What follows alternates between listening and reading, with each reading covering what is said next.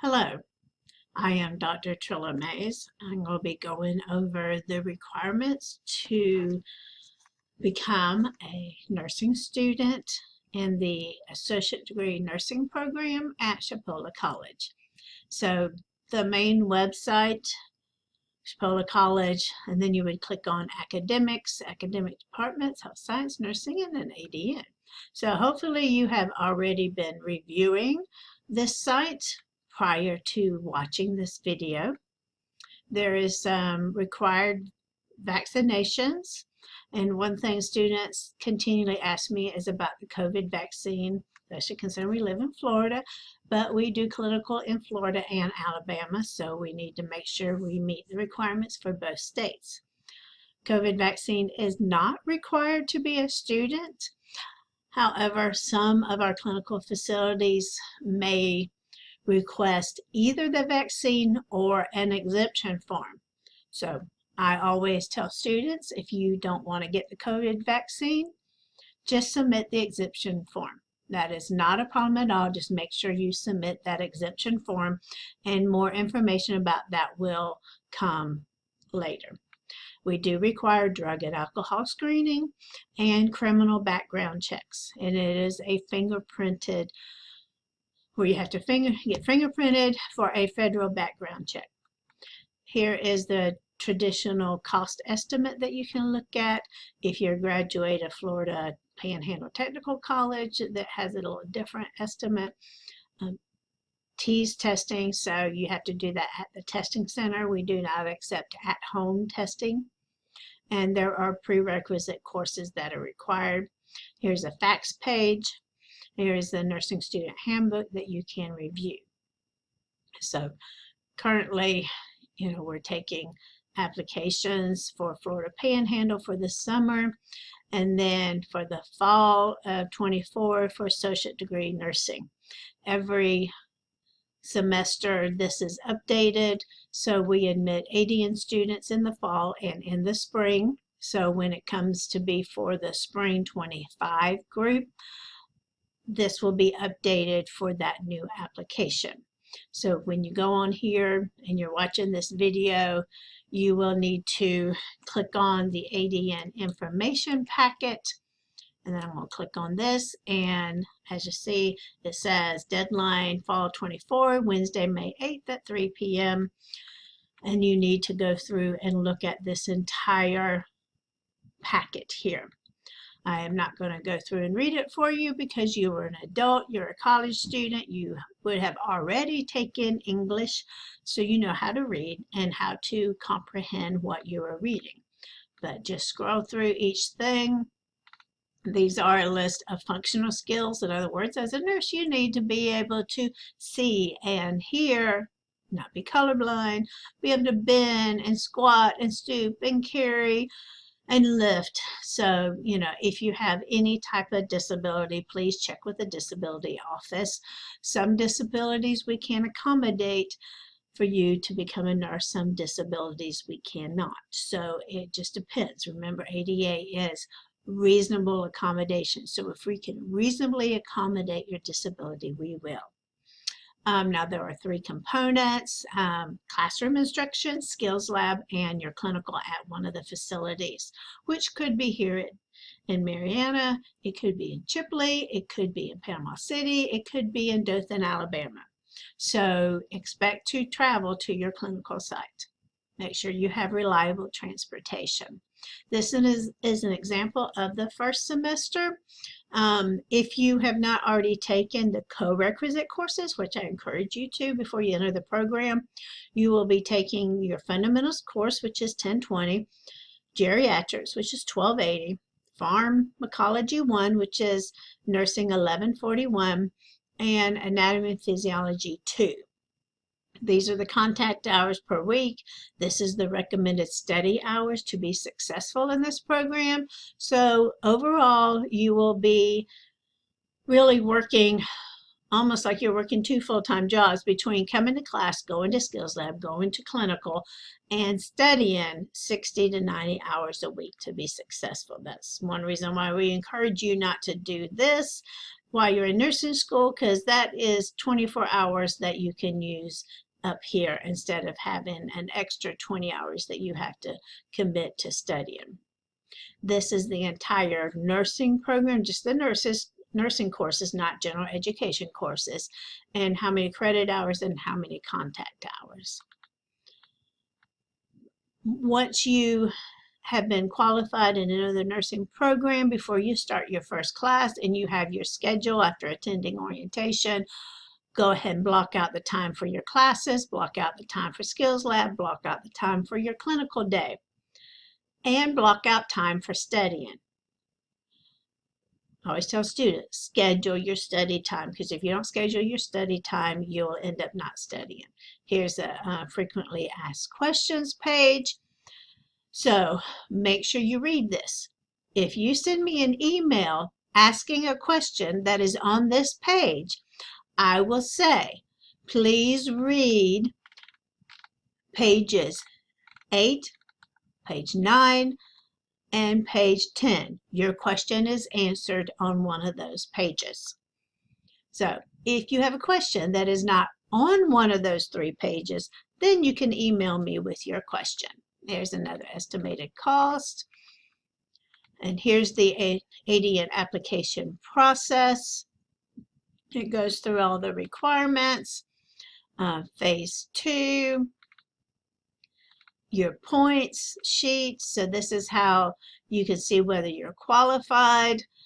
If you have only 10 or 12 points, you will not be able to be accepted. If you have 17 points, 18 points, 20 points or more, then you have a good chance of being accepted. I have students with 17 points that get accepted. I have students with 17 points that do not get accepted. It depends on the number of applications. If I have 80 applications and the first 40 applicants have a minimum of 22 points, then anyone who has less than 22 points will not be accepted that semester. And then I've had other semesters where I had 60 applicants.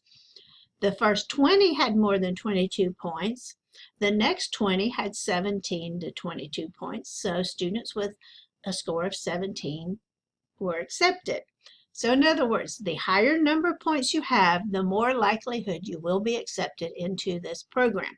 So I encourage you to make A's, especially the ones that get the higher points. Anatomy and physiology and the lab, college algebra, you get 8 points for an A and only 4 points for a B and 1 point for a C. So if you make all C's in all of these courses, first of all, you're not going to have very many points. Second of all, you will not have a 2.75 GPA, which is required. You must have a 2.575 GPA on those prerequisite courses. And here's your co-requisite courses. And then you can go through that, look at the post-test, answer those questions. This needs to be submitted with your application. So now let's look at the application. So remember, the information packet, all you need to submit from the information packet is the post quiz, that quiz. You don't submit the whole information packet. The information packet is for your information, but the quiz at the end needs to be submitted with this application. So as you're filling it out, just put the date so that way you know you're doing everything. If you're already a Chipola College student, you can go ahead and put that it was completed. If you are a transfer student, complete your application to Chipola College. Read the information packet and watch the nursing information session, which is what you are watching right now.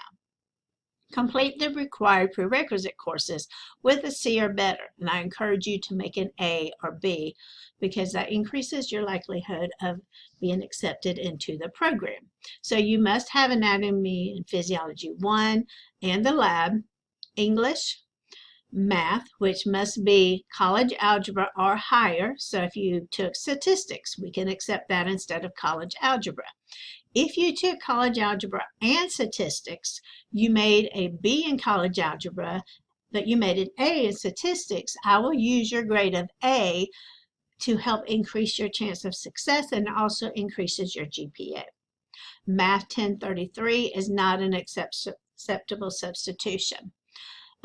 Civics is required, and there's 2 courses for that, and psychology is required. The cumulative GPA must be 2.75 or higher. If you are currently in one of those courses, you cannot apply to this program. That's why the date to submit this application is after grades are posted for the spring, for the fall.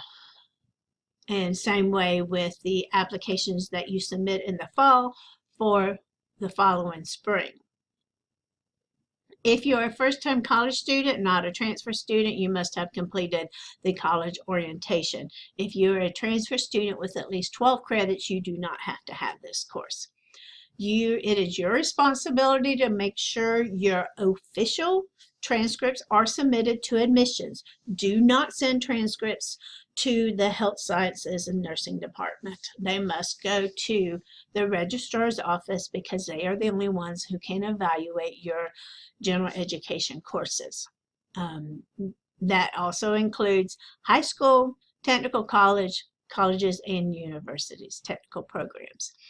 You must register and pay for the T's. Here's the link. You need to set up an appointment with a testing center to take that. And you must submit the nursing program health form and all of these other forms. So I'm going to go back to here for a minute to see.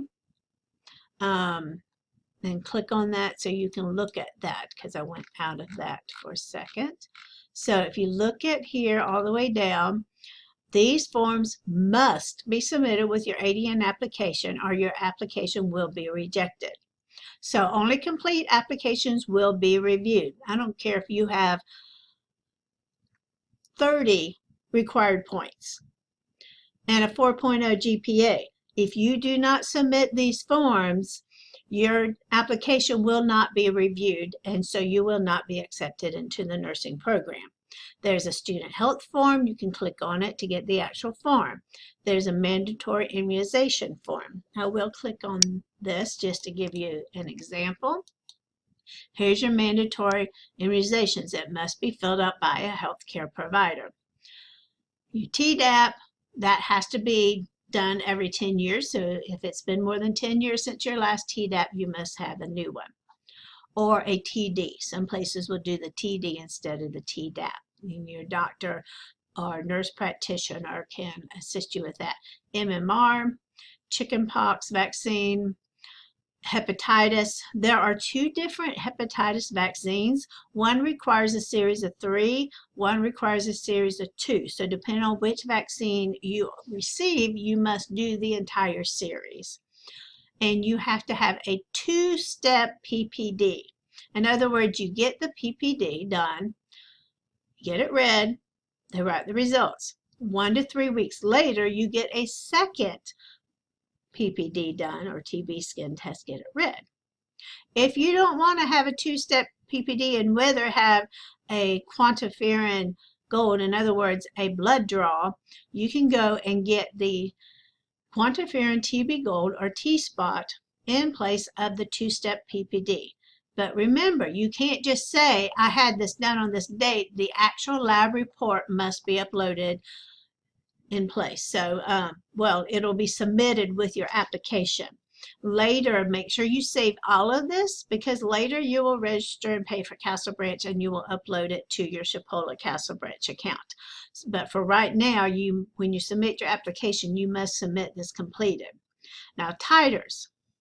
If you have proof of all of these vaccines, do not, I repeat, do not get a titer done. If you do not have proof of these vaccines, like you think you had the chickenpox vaccines 1 and 2, but you're not sure, then get a titer. You may have a high enough titer that you don't have to get the vaccine. Because what I have seen happen, students go and get the hepatitis B titer. They already had the series of 3, but they decide to write down their series of 3 shots and get a titer and find out their titer is negative. And so they end up having to redo the vaccine series. So if you have a series of 3, you don't have to worry about getting a titer. You only have to do a titer if you don't have proof of one of these, or say you only got one MMR, or you only got one chickenpox vaccine, then get a titer. Your titer might be high enough that you don't have to get the second one. So it is an either or. So either fill out all of this or get the titers. You do not have to do both. Now, your healthcare provider must sign and date it once everything is completed. So in other words, if you're getting the two-step PPD, given red results, don't have them sign and date it until they have read the second PPD. Make sure you go to the same healthcare provider for all of it. Once you have completed all, then have them sign and date it on the final second PPD test. So back to the ADN application, like I said, you have to do the student health form, which is basically a physical exam, must be signed and dated. The immunizations, remember, COVID immunization or an exemption. You do not have to get the immunization, but you must submit an exemption form if you did not get the immunization. I already discussed the TB testing. CPR. It must be BLS for healthcare providers from either American Heart Association, American Red Cross, or American Safety and Health Institute, ASHI. If it is from a provider other than these three, it will not be accepted. If it is CPR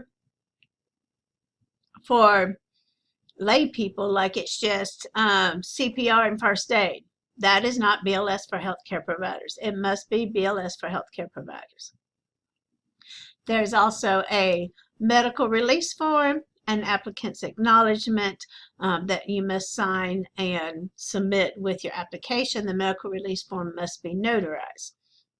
For the fall application, since it's due in May, you do not have to submit the flu vaccine form, but you must get the flu vaccine after September 1st of each year.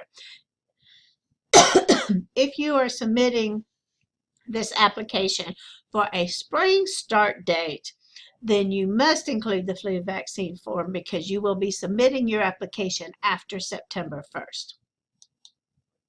So back to the application, so you put the date that all of that is included, because remember, all of those forms must be submitted with your application or your application is considered incomplete. This is self-explanatory. Fill out all the data here.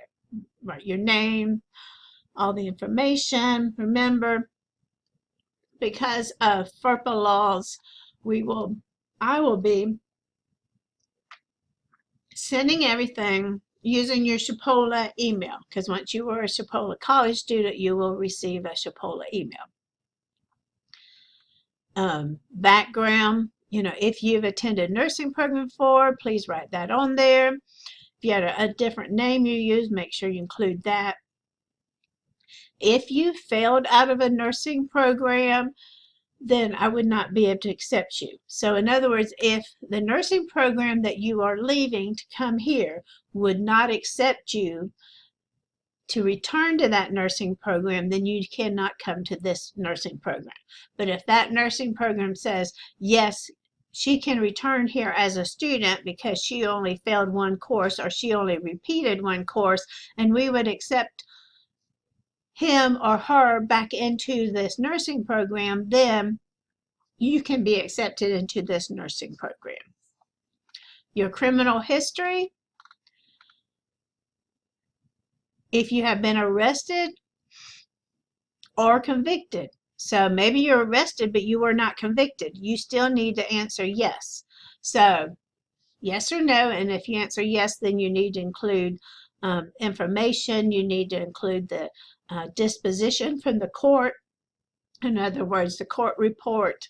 So maybe you were arrested and you went to court, but you were never convicted and they dismissed the case. Then include that information that, yes, you were arrested, but the case was dismissed.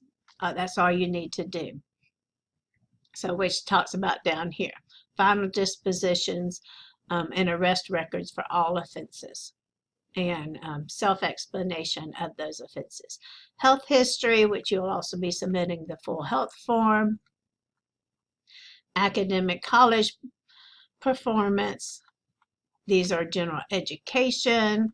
The ones that will receive 3 points for an A, 2 points for a B, and 1 point for a C. And then these are the college science and math courses that you get the higher points, 8 points for an A, 4 points for a B, and 1 point for a C. If you have completed an associate's degree in a different program, a bachelor's degree, or higher, include proof of those degrees. Your T's, if you take the T's exam here at the Chipola College Testing Center, you do not need to include a copy. You can include a copy of the results if you want to, but our testing center always puts it in our system, and I can look up your T's results. The higher score and this is the overall score, we don't break it down between science and math and reading. It's just your overall score, but the higher score you make, the more points you will receive. And the test must have been taken within 2 years. If you are, sorry, I scrolled down too much. If you are a CNA, an LPN, EMT, paramedic, you must submit proof of that. So your CNA certification, your LPN license, that. Submit that with your application, and then you can either get 1 point for being a CNA or EMT, and you get 2 points if you're an LPN or paramedic. And then, finally, just to reinforce that you must submit all these documents with your application. So this is completing phase 2. So once you have submitted your application, that means you completed phase 2 of this process. Phase 1 is getting all the prerequisites done, getting all your documents completed. Phase 2 is submitting all the requirements. And then once I have reviewed all the applications, and it usually takes 2 or 3 weeks to review everything, then you'll get your saying, yes, you completed phase 2, you are eligible to go on to phase 3. During phase 3, you have to schedule your fingerprinting to have your criminal background screening completed. You have to register for Castle Branch. Once you register for Castle Branch, you can click on the information about getting your alcohol and drug test done, and they will send you the paperwork to get that completed. It is done at Quest Center. And then all the documents that you submitted with your applications, remember, make sure you keep copies of all your documents at that time. Then you will upload all the documents submitted with the applications to your Castle Branch account. And there'll be a due date to upload your health insurance to Castle Branch. And there's one other thing that you will need to upload, but do not upload that until after orientation, and that is a copy of your driver's license and your student ID. If you have you're a current Chipola student and you have a student ID, you can go ahead and submit those 2 things. If you have not gotten your Chipola College ID because you're a new student to Chipola, you're transferring in to attend this nursing program, then wait till the day of orientation. You can go over and get your Chipola College ID, and then after that you can submit your Chipola College ID and driver's license at the same time. So that does not need to be submitted until after orientation, but it should be submitted during the first week of classes. So you must complete all of these deadlines. If you fail to get your fingerprinting done on time, or you fail to do your drug test on time, you will not be registered for classes, and so you cannot receive that final acceptance into the nursing program. If something comes back positive, you won't be admitted. So here's just an overview. General phase 1, general admission requirements, phase 2, which is kind of the pre-admission, and then you will receive that initial.